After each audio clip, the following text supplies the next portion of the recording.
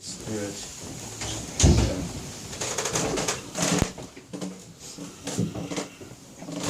Any of you have ever lived in a Mediterranean climate, and you had the experience of the buildings with clay tiled roofs, the round orange tiles, you know that one sits upon the other, and you can very easily move them out, and then you have the whole roof exposed. And that's what this experience of the gospel was. But that's not the message here. Every one of us experiences some paralysis. Paralysis means you are incapable of doing that which you desire to do. You can't do it. And here this man was laying on his bed for how long? Some of us have been laying in our bed of paralysis all of our life. We can't move beyond it. Even though we try, even though we think we want to get there, we can't go beyond the paralysis. We're stuck.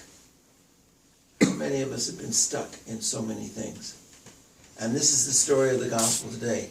This man is stuck, and he can't get out of what he's in, no matter how hard he tries. And after a while, in the midst of our paralysis, we begin to become comfortable in our sickness. We get comfortable in the fact we can't go anywhere, so we don't even try anymore. That happens to all of us. We get overwhelmed, and we stay in the same place year in and year out. I've got to stop. I've got to stop gossiping. I've got to stop lying. I've got to stop stealing, cheating, being unfaithful. I have to learn to pray. I have to learn to fast. I have to learn to change. That's the paralysis. We lay there, and year in and year out, we confess the same sin, and we don't go anywhere. We say we want to, but I can't. And the real truth is, I really don't know that I want to, and I am not going to do it. Not that I can't. I'm not. So this man is laying there, and he has 4 friends. And you know, young men or men, when they're together, sometimes there's a lot of bravado. They want to show off. So I'm sure there's a bit of the element here besides them being faithful. Let's take him there and get him fixed. Everybody's been talking about Jesus has this power. Let's go and see if he can fix our friend. So they drag him, and of course there's no room. And so instead of being like a sane crowd and saying there's no room, they run up the roof, open the roof, and dump him on the floor and say, fix him. It's community. You can't get out of your paralysis, but your brothers and sisters can pick you up, and they can carry you and bring you to the Lord and put you on the floor and say, Lord, fix her. Fix him. That's what community does. Not just your faith, but the faith connected to everyone else will carry you in your paralysis to be healed. We forget about that. We wonder why we come together. We come together for that very fact.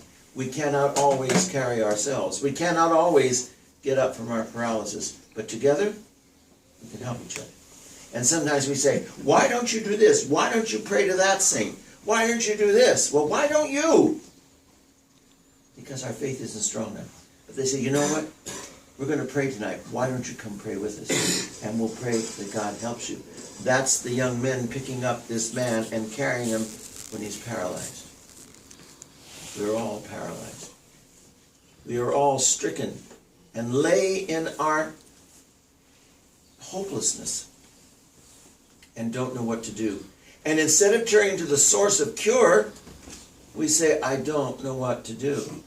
We need to turn to God and say, God, only you can reach in and take me and make me whole again. And then they all said they'd never seen such things. That the man who's paralyzed now walks. The man who spent his whole life in despair now has hope. The one who has been sick no longer is sick of soul, and the body is healed. So often our bodies are sick because of our souls. This man was paralyzed, but the paralysis was not the sickness. It was the sickness that caused the paralysis.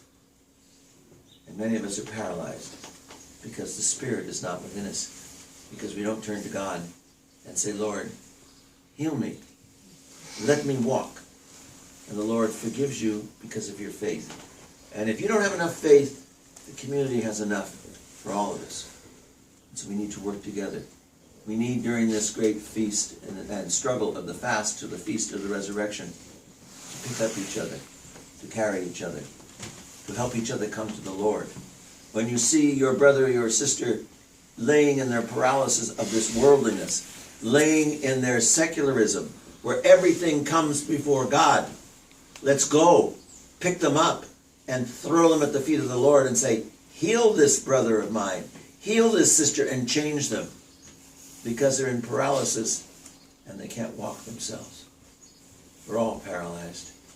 Let's bring one another to the Lord and change our lives. In the name of the Father, and the Son, and the Holy Spirit. Amen. Let us all say, with our whole soul and with our whole mind, let us all say, Lord have mercy.